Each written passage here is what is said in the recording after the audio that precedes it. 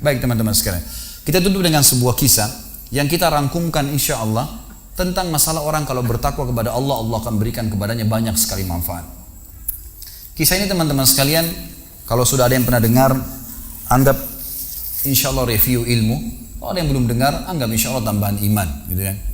Kisah ini saya berikan nama dengan kisah sebuah terong. Gitu. Ada seorang anak muda di Damaskus, di ibu kota Syria, di zaman tabi'in dulu. Pernah datang ke sebuah masjid namanya Masjid At-Taubah. Masjid At-Taubah ini zaman tabi'in ada. Ada seorang tabi'in masyhur di situ tinggal, jadi imam juga jadi alim, mengajar tiap hari. Anak muda ini datang lalu berkata, wahai imam kalau kita kiai, wahai imam, saya datang dari luar Damaskus, ya miskin, tidak punya apa-apa, tapi saya mau belajar agama. Boleh nggak saya numpang tinggal di masjid bersama anda? Saya bantu-bantu lalu saya hidup bersama anda, maksudnya makan minum bersama anda. Kata ya syekh itu, silahkan, nggak masalah. Tapi harus sabar, ya ikutin kehidupan saya, apa yang saya makan kau makan, apa yang saya minum kau minum. Kata anak muda ini, baiklah. Anak muda ini cerita, dia bilang setelah 3 bulan saya tinggal dengan syekh saya. Ternyata syekh saya ini orangnya sangat zuhud, luar biasa. Ada makanan makan, tidak ada makanan puasa. Dan hari ini sudah 3 hari kami puasa. Sahur dengan sebutir kurma segelas air, buka puasa juga begitu. Tapi ini sudah hari ketiga, syekh saya masih kuat, saya sudah tidak kuat lagi, dia bilang. Saking tidak kuatnya saya bungkukkan punggung saya, menekan perut saya supaya lapar saya hilang.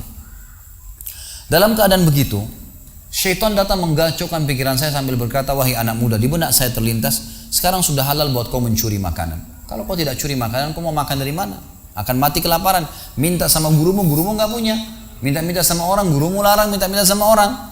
Sekarang kau curi makanan sepotong roti, yang penting tidak mati kelaparan. Dia bilang dalam kondisi saya berkecamuk pikiran syaitan begitu, saya berpikir mencuri makanan di rumah di sebelah masjid. Zaman dulu teman-teman sekalian, dinding masjid tidak seperti kita sekarang ada tembok. Jadi zaman dulu tuh bisa dari tanah liat, atau kalau mau kuat, batang kurma ditebang atasnya, ditebang akarnya, ditancapin, lalu didempet-dempetin. Jadi dinding yang kuat. Dan rumah orang sama masjid berdempetan dindingnya. Dia naiklah dinding masjid, dari belakang masjid dia naik mau mencuri makanan. Di rumah yang pertama dia mau masuk mencuri di sebelah masjid, itu dia lihat ada 3 perempuan yang tidak tutup auratnya, lagi nenun kulit domba. Dia alihkan pandangannya karena dia tahu yang bukan mahramnya haram untuk melihatnya. Dan itu bukan tujuannya, dia ingin cari makanan. Dia pindah ke rumah kedua. Waktu dia pindah ke rumah kedua, dia lihat dari atas rumah, karena pakai pelapa-pelapa kurma, jadi kelihatan nggak ada orang, tapi ada bau masakan. Karena laparnya dia turun ke dalam, dia masuk ke dapur, ditemukan ada panci yang lagi dipakai masak dengan kayu bakar. Di dalamnya ada, waktu dia buka, air yang sedang direbus 2 buah terong yang sudah matang. Karena lapar sekali, diambil sama dia terong 1 lalu digigit. Sementara dia kunyah teman-teman sekalian, dia bilang, dia ceritakan nantinya, waktu saya sebentar kunyah dan sangat lapar, saya sudah buru-buru ingin menelannya, tapi tiba-tiba muncul ketakwaan saya pada Allah, muncul ketakutan saya pada Allah, kepatuhan saya sama Allah. Lalu saya berkata dengan diri saya, subhanallah, syaitan berhasil membuat saya melakukan 3 dosa sekaligus. Yang pertama, masuk rumah orang tanpa izin, dosa. Yang kedua, mencuri, mengambil terong itu. Dan yang ketiga, saya sedang memakan makanan yang haram. 3 dosa sekaligus. Maka dia bilang, tidak mungkin Allah membuat saya mati kelaparan karena meninggalkan yang haram. Karena Nabinya Muhammad SAW sudah bersabda, man taraka sya'ni la abdalahu khairan min. Siapa yang meninggalkan sesuatu karena Allah, Allah akan gantikan yang lebih baik darinya. Lalu saya lempar gumpalan makanan terong itu ke lantai dapur tersebut, lalu saya kembali ke masjid. Dan masih ada pengajian, saya tidak bisa tangkap apa yang sedang dibahas karena laparnya. Waktu bubar pengajian, dia bilang, guru saya duduk di kursinya, saya pun duduk di tiang salah satu masjid. Ada satu orang tua di belakang masjid. Lalu masuklah seorang wanita dari pintu masjid bercadar, berbicara dengan guru saya sambil guru saya menundukkan pandangannya. Setelah itu guru saya mengangkat kepalanya lalu melihat ke arah saya dan memanggil, kesinilah muridku. Datanglah saya, kata anak muda ini. Lalu ditanya oleh guru saya, apa kau sudah menikah? Dijawab oleh muridnya, belum. Lalu ditanya 2 kali, apa kau ingin menikah? Dia tidak jawab. Apa kau ingin menikah? Tidak jawab. Sampai 3 kali, apa kau ingin menikah? Dia tidak jawab.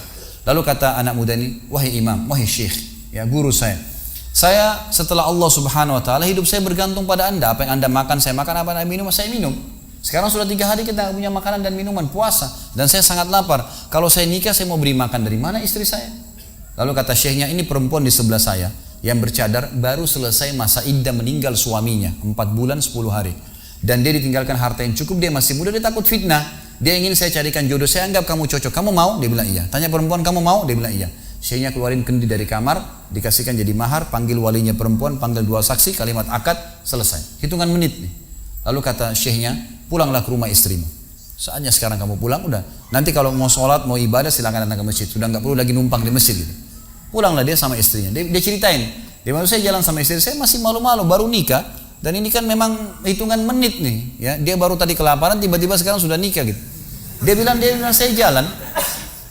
Keluar dari masjid, lewat di rumah pertama yang dia tadi manjat mencuri, mau mencuri, dia lewatin sama istrinya. Begitu masuk, tiba di depan pintu rumah kedua yang dia manjat, gitu kan, istrinya berhenti, buka pintu rumah lalu berkata, masuklah suamiku, ini rumah kita. Rumah yang tadi dia mencuri nih. Maka dia pun bilang, saya masuk ke ruang tamu, saya melihat di atas, ini benar rumah tadi yang saya masuk mencuri. Istrinya bilang, wahai suamiku, tadi saya dengar anda sudah 3 hari nggak makan, mau makan? Dia bilang, iya. Istrinya masuk ke dapur, ditemukan apa? Panci terbuka, terong yang sudah digigit. Ini kisah nyatanya. Tiba-tiba perempuan ini bilang, siapa yang makan terong saya? Spontan gitu, teriak gitu kan. Pada saat dia teriak, maka si laki-laki ini mengucapkan kalimat begini. Ini dari saksi bahasan kita. Dia mengatakan, kesinilah istriku. Demi Allah begini ceritanya. Kronologisnya saya manjat, saya turun, saya lapar, saya makan. Dan demi Allah sebelum saya telan, karena saya takut sama Allah, saya lempar ke dapur, ke lantai dapurmu dan belum kering tuh. Gitu kan. Maka perempuan ini mengucapkan kalimat, saya berharap semua muslimah di belakang sana juga punya iman seperti ini. Kata para ulama, ucapan wanita ini perlu diukir dengan ukiran emas karena menandakan iman yang luar biasa. Kata dia, wahai suamiku, engkau meninggalkan segumpal makanan haram. Allah jadikan makanan itu, pancinya, rumahnya, pemilik rumahnya jadi milikmu sekarang. Allah bukan hanya hilangkan laparnya, makanannya dikasih, pancinya, rumahnya, pemilik rumahnya sekarang jadi milik dia. Orang yang bertakwa kepada Allah diberikan jalan keluar, teman-teman sekalian. Jadi bertakwalah sama Allah, hanya patuh dan tunduk kepadanya. Semua yang baik di mata Allah, semua yang buruk juga di mata Allah SWT. Dan jangan pedulikan urusan dunia ini, jalankan sesuai dengan apa yang Allah SWT inginkan. Allahu a'lam. Mungkin sampai sini dulu. Mohon maaf karena saya harus buru-buru. Ini sudah jam berapa nih? 9:30 ya? Hah? 9 Iya, 9:30. Sudah tidak dirasa waktu. Ya, mungkin sampai sini dulu insya Allah. Kita masih ada tema besok subuh.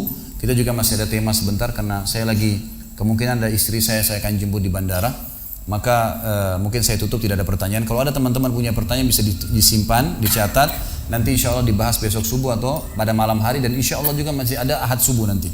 Kan gitu. Masih ada 3 judul yang menunggu. Kenalilah Tuhanmu kau akan bahagia. Besok subuh, kemudian nanti besok malamnya ada saudaraku ini ada rahasia rezekimu. Dan kemudian subuh lusa kita akan bahas hidup mulia dengan Islam.